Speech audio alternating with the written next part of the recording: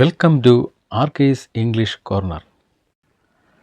ഒഴുക്കോടെ English സംസാരിക്കുക എന്നത് ഏതൊരാളും ആഗ്രഹിക്കുന്ന കാര്യമാണ്. ഇംഗ്ലീഷിലെ ഫ്ലുവൻസി അത്ര എളുപ്പമായി വരികയില്ല. എങ്ങനെയാണെങ്കിൽ പ്രാക്ടീസ് ഇല്ലെങ്കിൽ ഒരിക്കലും ഇംഗ്ലീഷ് ഫ്ലുവൻ്റായിട്ട് സംസാരിക്കാൻ കഴിയില്ല. എന്നാൽ പ്രാക്ടീസ് ചെയ്താൽ ഇംഗ്ലീഷ് സംസാരിക്കാൻ കഴിയും. എന്നാൽ തെറ്റുകൂടാതെ ഇംഗ്ലീഷ് സംസാരിക്കണമെങ്കിൽ അതിൻ്റെ ഗ്രാമർ ഭാഗങ്ങൾ ഭംഗിയായി പഠിക്കണം. ഗ്രാമർ പഠിക്കുമ്പോൾ എഴുത്തിലായാലും സംസാരത്തിനായാലും കടന്നുകൂടുന്ന തെറ്റുകളെ പരമാവധി ഒഴിവാക്കാൻ കഴിയും. എന്നാൽ ഒരു ചോദ്യം ഉയരാം. What are the best ways of learning English grammar? കഴിഞ്ഞ ക്ലാസ്സിൽ ഇത് പറഞ്ഞതാണ്. ഇംഗ്ലീഷ് ഗ്രാമർ പഠിക്കുന്നതിനുള്ള ശരിയായ മാർഗങ്ങൾ എന്തൊക്കെയാണെന്ന് ഒന്ന് റിവൈസ് ചെയ്യാം. വളരെ പ്രധാനം ലേണിംഗ് ഫോർ ടീച്ചിങ്. അതാണ് വളരെ പ്രധാനമായിട്ടുള്ളതാണ്. പഠിപ്പിക്കാൻ വേണ്ടി പഠിക്കുക. Learning grammar helps you learn English faster.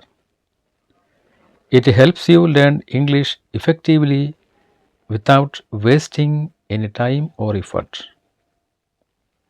Grammar also improve your accuracy. That means you can feel confident your words will have the right effect on people. Here are 6 tips for better grammar learning. പഠിപ്പിക്കാൻ വേണ്ടി പഠിക്കുക എന്നതാണ് grammar പഠിക്കാനുള്ള ഏറ്റവും നല്ല മാർഗം. അതെന്ന് പറയുന്നത് മറ്റൊരാൾക്ക് പറഞ്ഞു കൊടുക്കണം എന്ന ചിന്താഗതിയോടുകൂടി നമ്മളൊരു കാര്യം വായിക്കുമ്പോൾ അത് നമ്മൾ കൂടുതൽ ഉൾക്കൊള്ളുന്നു. അവ നമ്മൾ വരികൾക്കിടയിൽ വായിക്കുക എന്ന് പറയുന്ന ഒരു സംഭവം അവിടെ ഉണ്ടാകുന്നു. എന്നാൽ എങ്ങനെയാണ് നമുക്ക് ഇഫക്റ്റീവായിട്ട് ഇംഗ്ലീഷ് ഗ്രാമർ പഠിക്കാൻ കഴിയുക? ഒരു 6 ടിപ്പുകൾ ഞാൻ പറയാം. അത് ഒന്ന് ശ്രദ്ധിക്കുന്നത് നല്ലതായിരിക്കും. 1. Do some grammar exercise. നമ്മൾ പഠിച്ചിരിക്കുന്ന അല്ലെങ്കിൽ നമ്മൾ പഠിച്ചുകൊണ്ടിരിക്കുന്ന പഠിക്കാൻ തുടങ്ങിയിരിക്കുന്ന ഏത് ഭാഗമായിക്കോട്ടെ അത് നമ്മൾ നിരന്തരം പഠിച്ചുകൊണ്ടേയിരിക്കുക. വായിച്ചും എഴുതിയും പഠിച്ചുകൊണ്ടേയിരുന്നാൽ അത് നമ്മളിൽ കൂടുതൽ ഉള്ളിലേക്ക് ഇറങ്ങിച്ചെല്ലും. Do some grammar exercise is the first tip for helping improve your grammar. Second one, look it up.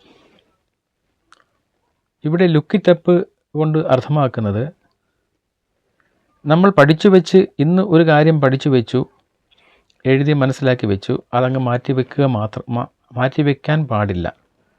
പിന്നീട് നമുക്കത് റിവൈസ് ചെയ്യാം എന്ന ഒരു ഓപ്ഷൻ നമ്മുടെ മുന്നിലുണ്ട്.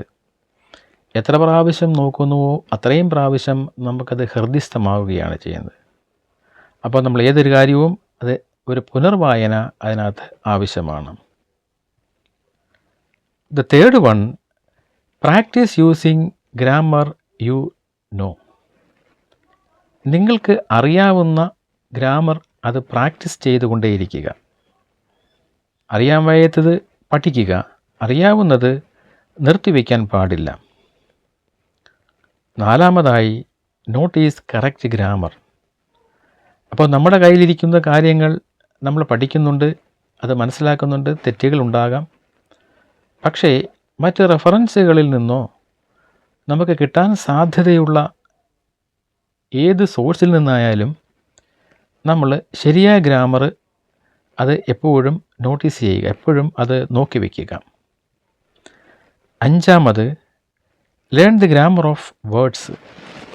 നമ്മുടെ കയ്യിലൊരു വാക്ക് കിട്ടിയാൽ ആ വാക്കിൻ്റെ വിവിധ രൂപങ്ങൾ മനസ്സിലാക്കാൻ ശ്രമിക്കണം. അത് ക്രമേണ നിങ്ങൾക്ക് മനസ്സിലാക്കാം. ഇതിൻ്റെ ഓരോ ഭാഗങ്ങൾ കഴിയും തോറും അതെങ്ങനെ മനസ്സിലാക്കാൻ പറ്റുമെന്ന് പറഞ്ഞു തരാം.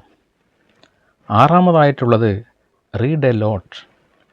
കൂടുതൽ വായിക്കുക. കയ്യിൽ കിട്ടുന്നത് എന്തും വായിക്കുക എന്നുള്ള ഒരു പ്രവണത ഇംഗ്ലീഷ് പഠിക്കുന്നതിനും ഇംഗ്ലീഷ് സംസാരിക്കുന്നതിനും ഗ്രാമർ മനസ്സിലാക്കുന്നതിനുമൊക്കെ വളരെ ഫലപ്രദമാണ്. അപ്പോൾ ഇങ്ങനെയുള്ള ഈ 6 ടിപ്സ് മനസ്സിലാക്കി വെച്ചിരുന്നു കഴിഞ്ഞാൽ നമുക്ക് ഗ്രാമർ പഠിക്കാനുള്ള ഒരു വഴിയായി മാറും. ഒന്നെന്ന് പറഞ്ഞാൽ ഒന്നുകൂടെ പറയാം, do some grammar exercise. Second one, look it up. 3, practice using grammar you know. 4, notice correct grammar. 5, learn the grammar of words. 6, read a lot. കഴിഞ്ഞ ക്ലാസ്സിൽ നമ്മൾ ഗ്രാമർ എന്താണെന്ന് പറഞ്ഞു. വാക്കുകൾ ചേരുന്നതാണ് വാക്യമെന്ന് പറഞ്ഞു. വാക്യം എന്താണെന്ന് പറഞ്ഞു. വാക്യത്തിലെ പ്രധാനപ്പെട്ട ഘടകങ്ങൾ എന്തൊക്കെയാണെന്ന് പറഞ്ഞു. അതിനകത്ത് സബ്ജക്റ്റും പ്രെഡിക്കേറ്റും ഉണ്ടെന്ന് പറഞ്ഞു. സബ്ജക്റ്റ് എന്താണെന്ന് പറഞ്ഞു. പ്രെഡിക്കേറ്റ് എന്താണെന്ന് പറഞ്ഞു. അങ്ങനെ ഒരു സെൻറ്റൻസിൽ കൃത്യമായിട്ട് സിസ്റ്റമാറ്റിക്കായിട്ട് മീനിങ് ഫുള്ളായിട്ട് വാക്കുകൾ അറേഞ്ച് ചെയ്ത് ഗ്രാമറാണെന്ന് പറഞ്ഞപ്പോൾ ആ മീനിങ് ഫുള്ളായിട്ട് ഒരു സെൻറ്റൻസ് വരണമെങ്കിൽ അതിൽ കുറേ വാക്കുകൾ ഉണ്ടാകണം. ഈ വാക്കുകൾക്ക് ഈ വാക്യത്തിലെ ധർമ്മമനുസരിച്ച്, ജോലി അനുസരിച്ച് അതിന് വിവിധ ഭാഗങ്ങളായി തരംതിരിക്കുന്നു എന്ന് പറഞ്ഞു. അവ noun, pronoun, adjective, verb, adverb, preposition, conjunction and interjection എന്ന 8 വിഭാഗങ്ങളാണെന്ന് പറഞ്ഞു. അതിലെ ഒന്നാമത്തെ വിഭാഗമായ നൗണ് ഒരു നാമ ശബ്ദമാണ്, ഒരു പേരായ ശബ്ദമാണ്. ഏതെങ്കിലും ഒരു വ്യക്തിയുടെയോ ഒരു സ്ഥലത്തിൻ്റെയോ ഒരു സാധനത്തിൻ്റെയോ പേരായ ശബ്ദത്തിനാണ് നാമം എന്ന് പറയുന്നു. നൗൺ എന്ന് ഇംഗ്ലീഷിൽ അതിന് പറയും. നൗണിന് അതിൻ്റെ സ്വഭാവമനുസരിച്ച് അല്ലെങ്കിൽ നാമരൂപങ്ങൾക്ക് അതിൻ്റെ കൗണ്ടബിലിറ്റിയെ അല്ലെങ്കിൽ കോൺക്രീറ്റ്നെസ്സിനെ ഒക്കെ അടിസ്ഥാനപ്പെടുത്തി പലതായിട്ട് തരംതിരിക്കുമെന്ന് പറഞ്ഞു. അതിൽ പ്രധാനമായിട്ട് ഉള്ളതാണ് proper noun, collective noun, common noun, abstract noun, verbal noun and material noun. ഇനി നമുക്ക് ഇവ ഓരോന്നും വളരെ വിശദമായിട്ട് നോക്കണം. What is A proper noun? Proper noun is the name of A specific person, place or A thing.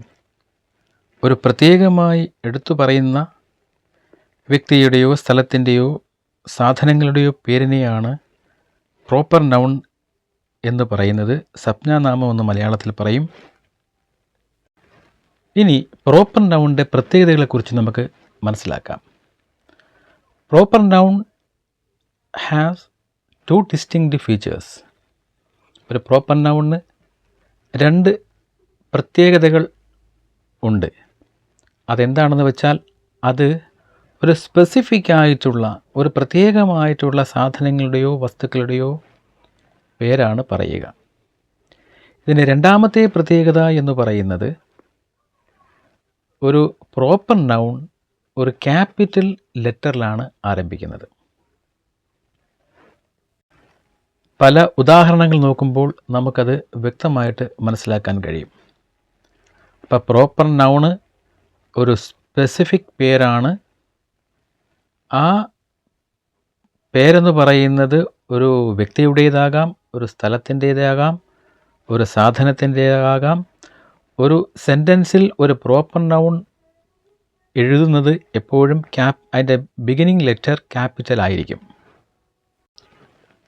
Remember that all nouns are words naming people, animal, place or things and ideas. Every noun can further classified as either common or proper. This distinction is very easy to make once you see some examples and come up with a few words of your own.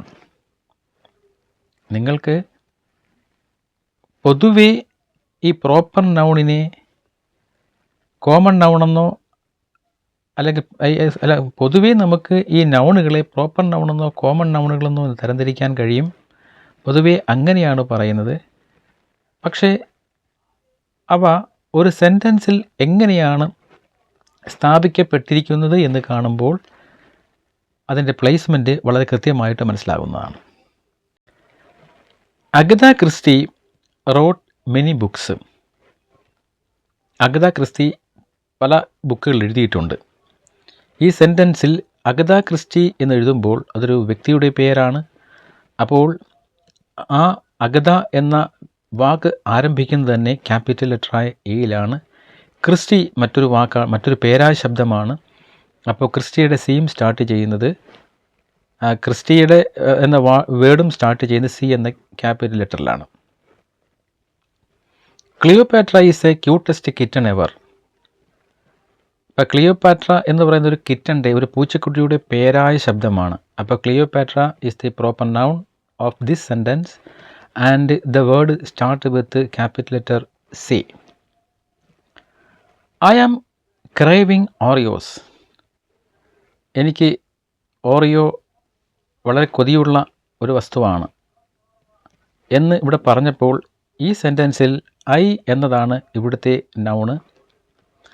ഐക്ക് വേറൊരു നാമത്തിൻ്റെ വിഭാഗമുണ്ട്, അത് പിന്നീട് പറഞ്ഞു തരാം. അപ്പോൾ ഇവിടെ ഈ വാക്കിൽ, ഈ സെൻറ്റൻസിൽ സബ്ജക്റ്റായിട്ട് വന്നത് ഐ എന്ന പദമാണ്. അത് പ്രോപ്പർ നൗണാണ്, ക്യാപിറ്റൽ ലെറ്ററിൽ സ്റ്റാർട്ട് ചെയ്യുന്നു. അടുത്തൊരു സെൻറ്റൻസ് നോക്കിയാൽ let's go to San Francisco. അപ്പോൾ സാൻ ഫ്രാൻസിസ്കോയിലേക്ക് പോകാം എന്ന് പറയുമ്പോൾ സാൻ ഫ്രാൻസിസ്കോ എന്ന് പറയുന്ന വേർഡ് ഒരു പ്ലേസാണ്, ഒരു പ്ലേസിൻ്റെ പേരാണ്, ഒരു സ്ഥലത്തിൻ്റെ പേരാണ്. ഇപ്പോൾ സാൻ ഫ്രാൻസിസ്കോ എന്ന വാക്ക് സ്റ്റാർട്ട് ചെയ്യുന്നത് എസ് എന്ന് പറയുന്ന അക്ഷരത്തിൽ സാൻ എന്നെഴുതി, ഫ്രാൻസിസ്കോ എന്നുള്ളത് എഫ് ക്യാപിറ്റൽ ലെറ്ററിലാണ്. അപ്പോൾ അത് രണ്ട് വാക്കുകൾ ചേരുന്ന ഒരു സ്ഥലപ്പേരാണ്. ഇങ്ങനെ നമുക്ക് ഓരോ സെൻറ്റൻസിലെയും പ്രോപ്പർ നൗണുകൾ ശ്രദ്ധിച്ചാൽ അവ ക്യാപിറ്റൽ ലെറ്ററിലാണ് ആ വാക്ക് ആരംഭിക്കുന്നത് എന്ന് മനസ്സിലാകും. അപ്പോൾ അത് തന്നെയാണ് ഈ പ്രോപ്പർ നൗണിൻ്റെ ഒരു പ്രത്യേകത. പ്രോപ്പർ നൗണ് ഒരു പ്രത്യേകമായിട്ടുള്ള ആളിൻ്റെയോ സ്ഥലത്തിൻ്റെയോ സാധനത്തിൻ്റെയോ പേരിനെ കുറിച്ചാണ് പറയുന്നത്. അത് എപ്പോഴും ഒരു ക്യാപിറ്റൽ ലെറ്ററിലായിരിക്കും ആ വാക്ക് ആരംഭിക്കുന്നത്. പലപ്പോഴും നമ്മൾ the president, the king, the captain, the detective എന്നൊക്കെ നമ്മൾ പ്രയോഗിക്കാറുണ്ട്. എന്നാൽ ഇവിടെ പ്രസിഡൻ്റ് എന്ന് പറയുന്നത് ഏത് പ്രസിഡൻറ്റ് വേണമെങ്കിലും ആകാം. കിങ് എന്ന് പറയുന്നത് ഏത് കിങ് വേണമെങ്കിലും ആകാം. ക്യാപ്റ്റൻ ആകുമ്പോൾ എന്തിൻ്റെ ക്യാപ്റ്റൻ വേണമെങ്കിലും ആകാം. എന്നാൽ ഇവിടെ സ്പെസിഫിക്കായിട്ട് ഒരു ആളിൻ്റെ പേര്, ഒരു സ്ഥാനപ്പേര് വെച്ച് പറയുമ്പോൾ അവിടെ ദി ഉപയോഗിക്കാറില്ല. Proper nouns without the. The president എന്ന ഒരു കോമൺ നൗണാണ്. എന്നാൽ അത് ഒരു പ്രോപ്പർ നൗണിൻ്റെ സ്വഭാവത്തിലേക്ക് പറയുമ്പോൾ പ്രസിഡൻറ്റ് ബുഷ് എന്ന് പറയാം. കാര്യം ആ പദത്തിനപ്പുറം ഒരു പേര് കയറി വന്നു. അപ്പോൾ നമുക്കവിടെ ദി എന്ന് പ്രയോഗിക്കേണ്ട കാര്യമില്ല, പ്രസിഡൻറ്റ് ബുഷ് എന്ന് പറയേണ്ട കാര്യമില്ല. ദ ക്യാപ്റ്റൻ എന്ന് നമ്മൾ ഒരു കോമണായിട്ട് പറയുമ്പോൾ, എന്നാൽ ക്യാപ്റ്റൻ കിർക്ക് എന്നൊരാളുടെ പേര് പറയുമ്പോൾ ദി ക്യാപ്റ്റൻ കിർക്ക് എന്ന് പറയരുത്. പ്രോപ്പർ നൗൺ അവിടെ ദിയുടെ ആവശ്യമില്ല. ഡിക്റ്റേറ്റീവ് കൊളംബോ എന്ന് പറയുന്ന ഒരു വ്യക്തിയുടെ പേരിലാണ് ഡിക്റ്റേറ്റീവ് ക്വാളിഫൈ ചെയ്തിരിക്കുന്നത്. അപ്പോൾ ഇവിടെ ദി ഡിക്റ്റേറ്റീവ് കൊളംബോ എന്ന് പറയാൻ പാടില്ല. ഇനി മറ്റൊരു വാക്ക് നോക്കിയാൽ ദ ഡോക്ടർ, ദ പ്രൊഫസർ എന്നൊക്കെ പറയുമ്പോൾ നമുക്ക് ഡോക്ടർ അഭിലാഷ് എന്ന് പറയുമ്പോൾ ദി ഡോക്ടർ അഭിലാഷ് എന്ന് പ്രയോഗിക്കാൻ പാടില്ല, അത് തെറ്റാണ്. അതുപോലെ പ്രൊഫസർ സ്മിത്ത് എന്നാണ് പറയുക, അല്ലാതെ ദി സെൻറ്റൻസിൽ ദി പ്രൊഫസർ സ്മിത്ത് എന്ന് പറയില്ല. അതുപോലെ മൈ അങ്കിൾ, യുവർ ആൻഡ് എന്നൊക്കെ കോമൺ ആയിട്ട് പറയുമ്പോൾ അങ്കിൾ ജാക്ക് എന്ന് പറയുന്നു. അങ്കിൾ ജാക്ക് ആൻഡ് ജിൽ എന്നൊക്കെ പറയുമ്പോൾ അവിടെ ദിയുടെ പ്രയോഗം ഇല്ല, ഒഴിവാക്കിയിരിക്കുകയാണ്. അപ്പോൾ ഈ പ്രോപ്പർ നൗണിന് പ്രത്യേകതയായി പറയാനുള്ളത് ഒരു സെൻറ്റൻസിൽ സ്പെസിഫിക്കായിട്ട് പറയുന്ന വ്യക്തിയുടെയോ സ്ഥലത്തിൻ്റെയോ സാധനങ്ങളുടെ പേരാണ്. അത് ഒരു ക്യാപിറ്റൽ ലെറ്ററിലാണ് ആരംഭിക്കുന്നത്. എന്നാൽ പൊതുവായി വരുന്ന ഒരു പേരിനൊപ്പം ആ വ്യക്തിയുടെ പേര് കൂടി വന്നാൽ, നേരത്തെ പറഞ്ഞ പ്രസിഡൻറ്റ് എന്ന പദത്തിനോടൊപ്പം പ്രസിഡൻ്റ് പേരുകൂടി വന്നാൽ അവിടെ ദി എന്ന പ്രയോഗം ആ പ്രോപ്പർ നൗണിന് മുൻപിൽ ഉപയോഗിക്കാൻ പാടില്ല.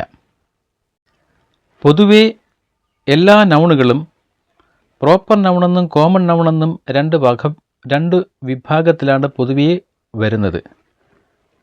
അപ്പോൾ what is a common noun എന്ന് ചോദിച്ചാൽ പറയാൻ കഴിയണം, common nouns are words used to name general item rather than specific one. ഒരു സ്പെസിഫിക് അല്ലാതെ വസ്തുക്കളെ ജനറലായിട്ട് പറയാൻ ഉപയോഗിക്കുന്നതാണ് കോമൺ നൗൺ എന്ന് പറയുന്നത്. അതിൽ പ്രധാനപ്പെട്ട ചില വാക്കുകൾ പറയാം, നോക്കൂ. Table, bottle, women, child, brother, monkey, lion, girl, boy, male, city, beach, shoes, book, pencil, movie, car, game, family, day. All these words are denote a group, not a specific one. You just go into your living room. What do you see? നമ്മളൊരു living റൂമിലേക്ക് ചെന്നാൽ എന്തൊക്കെ സാധനങ്ങളാണ് അവിടെ കാണാൻ കഴിയുന്നത്? A lamp, chair, couch, T V, window, painting, pillow, candle. All these items are named using common noun. So common nouns are everywhere and you use them all the time, even if you don't realize it. Whenever you go, you will find at least one common noun. Street, closet, bathroom, school, mall, gas station, living room. All of these places are things and thus they are common noun. Then what is the difference between common noun and proper noun? ചിന്തിച്ചിട്ടുണ്ടോ എന്താണ് ഒരു common നൗണും proper നൗണും തമ്മിലുള്ള വ്യത്യാസം? When we look at the two main type of noun, proper and common, we can differentiate between the two by saying that a common noun is a general way of classifying something and a proper noun is a specific way of classifying something. ഈ common നൗണും proper നൗണും തമ്മിലുള്ള പ്രധാനപ്പെട്ട വ്യത്യാസങ്ങളിൽ ഒന്ന് മനസ്സിലാക്കേണ്ടത്, ഇത് general way of ക്ലാസിഫിക്കേഷനാണ് കോമൺ നൗൺ എങ്കിൽ ഒരു സ്പെസിഫിക് വേ ഓഫ് ക്ലാസിഫിക്കേഷനാണ് proper noun. Example, the word dog is a common noun, but if your dog was called Fido, the word Fido is a proper noun. My favorite newspaper is Hindu. My favorite newspaper is the Hindu Daily. Newspaper is a common name and the Hindu is the proper noun. You have noticed from the example that common nouns are not usually capitalized unless they begin a sentence, whereas a proper noun are normally capitalized. അപ്പോൾ ഒരു സെൻറ്റൻസിൽ തുടങ്ങാത്ത common നൗണുകളെല്ലാം capital ലെറ്ററിലല്ല start ചെയ്യുന്നത്. എന്നാൽ proper നൗണുകളെല്ലാം അത് capital ലെറ്ററിലാണ് start ചെയ്യുന്നത്. Next question arises, when to use common noun? എപ്പോഴാണ് ഒരു common noun ഉപയോഗിക്കുന്നത്? We use common nouns to denote a class of object or concept. Consider the word star, as in the stars we see in the sky. Star is used as a common noun used to denote the class of object that we view in the night sky. That is, the luminescent bodies that are spread across the universe, twinkling overhead. The sun, however, is a pronoun used to denote a specific star that is at the center of our solar system. So, anything that is a thing can be generally classified as common noun. Profession നോക്കുകയാണെങ്കിൽ lawyers, doctors, teachers, nurse, politicians, football player etcetera are common nouns. ഇവിടെ പറഞ്ഞത് ഒരു നക്ഷത്രത്തെക്കുറിച്ച് നമ്മൾ ചിന്തിച്ചാൽ star എന്നതൊരു common ആണ്. അത് ആകാശഗംഗയിൽ കിടക്കുന്ന ഈ നക്ഷത്ര സമൂഹങ്ങൾക്ക് പൊതുവേ പറയുന്നതാണ് സ്റ്റാർസ് എന്ന്. എന്നാൽ അതിലൊന്നായ സൂര്യനെക്കുറിച്ച് പറയുമ്പോൾ, സണ്ണിനെക്കുറിച്ച് പറയുമ്പോൾ അതൊരു പ്രോപ്പർ നൗണായി മാറും. അപ്പോൾ സൺ എന്ന് പറയുന്ന പ്രോപ്പർ നൗണാവും, അത് ക്യാപിറ്റൽ ലെറ്ററിൽ സ്റ്റാർട്ട് ചെയ്യുകയും ചെയ്യും.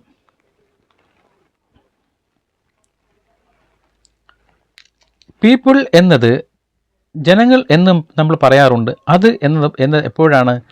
People in general are named using common nouns, though their official title is certain cases or given names are proper nouns. When we refer to people using common noun, we use words like teachers, clerk, police officers, girlfriend, grandma, cousins, etc. But when talking about your mother, mother is a common name. അമ്മയെക്കുറിച്ച് പറഞ്ഞാൽ അമ്മ എന്ന് പറയുന്നൊരു common നെയിമാണ്. But when speaking to you your mother, നിങ്ങളുടെ അമ്മയെക്കുറിച്ച് പറഞ്ഞാൽ, or using mother as her name, അമ്മയുടെ പേര് സംസാരിക്കുന്നുവെങ്കിൽ mother is used as a proper noun. Mother, can you bake your cookies for the party? ഇവിടെ പാർട്ടിയിൽ അമ്മയ്ക്ക് കുക്കീസ് ഉണ്ടാക്കാൻ കഴിയുമോ എന്ന് ചോദിക്കുമ്പോൾ ഇവിടെ മദർ എന്ന് പറയുന്ന വാക്ക് നിങ്ങളെ സംബന്ധിക്കുന്ന ഒന്നാണെങ്കിൽ അതവിടെ പ്രോപ്പർ നൗണായിട്ട് വരും. I asked Mother Thomson to join us at dinner. ഇതാണ് ഇവിടെ ഉദ്ദേശിക്കുന്നത്. അപ്പോൾ പ്രോപ്പർ നൗണ് പലപ്പോഴും കോമൺ നൗണായിട്ടും കോമൺ നൗൺ പലപ്പോഴും പ്രോപ്പർ നൗണായിട്ടും ചേഞ്ച് ചെയ്ത് വരാറുണ്ട്.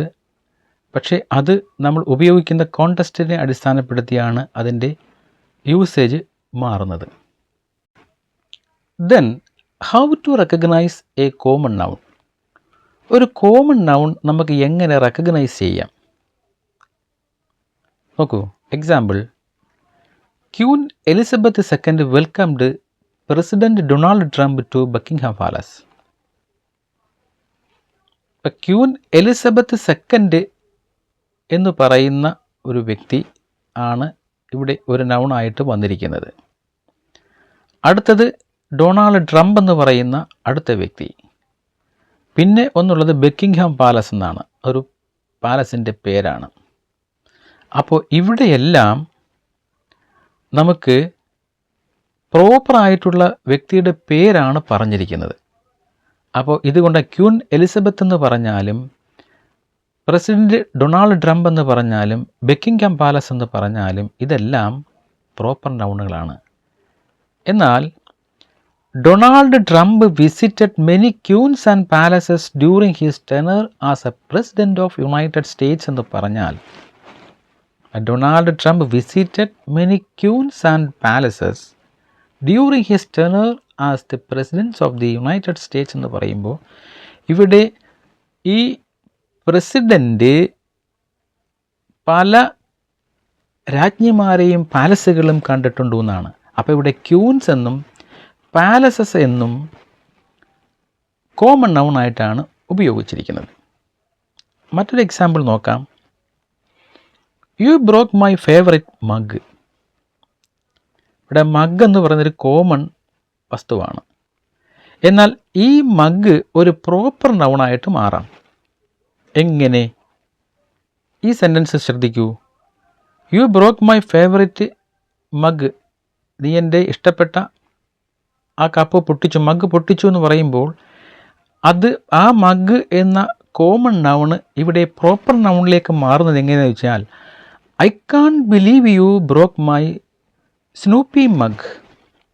ആ സ്നൂപ്പി എന്ന് പേരുള്ള മഗ് എന്ന് വന്നപ്പോഴത്തേക്ക് ആ സ്നൂപ്പി മഗ് അവിടെ പ്രോപ്പർ നൗണായിട്ട് മാറി. I can't believe you broke my Snoopy mug. മറ്റൊരു എക്സാമ്പിൾ നോക്കിയാൽ I want a new pair of jeans. എനിക്ക് ഒരു ജോഡി ജീൻസ് പുതിയ ജീൻസ് ആവശ്യമാണ്. അപ്പോൾ ജീൻസ് ഇവിടെ കോമൺ വേർഡായിട്ടാണ് ഉപയോഗിച്ചിരിക്കുന്നത്. എന്നാൽ അത് പ്രോപ്പറായിട്ട് മാറുന്നത് എങ്ങനെയാണ്? I want to buy a new pair of Levi's. Levi's is the brand name of a jeans. ജീൻസിൻ്റെ ബ്രാൻഡ് നെയിമാണ് ലെവിസ്. അപ്പോൾ ആ ലെവിസ് എന്ന പേര് വന്നപ്പോഴേക്കും അത് പ്രോപ്പർ നൗണിലേക്ക് മാറി. അപ്പോൾ ഇങ്ങനെ നമുക്ക് ഒരു കോമൺ നൗണിനെ ഒരു സെൻറ്റൻസിൽ നിന്ന് തിരിച്ചറിയാൻ കഴിയണം. കോമൺ നൗണായിട്ട് ഉപയോഗിക്കുന്ന വാക്കുകൾ അതിൻ്റെ യൂസേജ് കൊണ്ട് പ്രോപ്പർ നൗണായിട്ട് മാറും. അപ്പോൾ പറഞ്ഞ കാര്യങ്ങൾ ഒന്നുകൂടി കേൾക്കുക. പ്രോനൗണും കോമൺ നൗണും മനസ്സിലാക്കുക, അവ തമ്മിലുള്ള വ്യത്യാസം മനസ്സിലാക്കുക, അവയെങ്ങനെ തിരിച്ചറിയാം എന്നത് മനസ്സിലാക്കുക.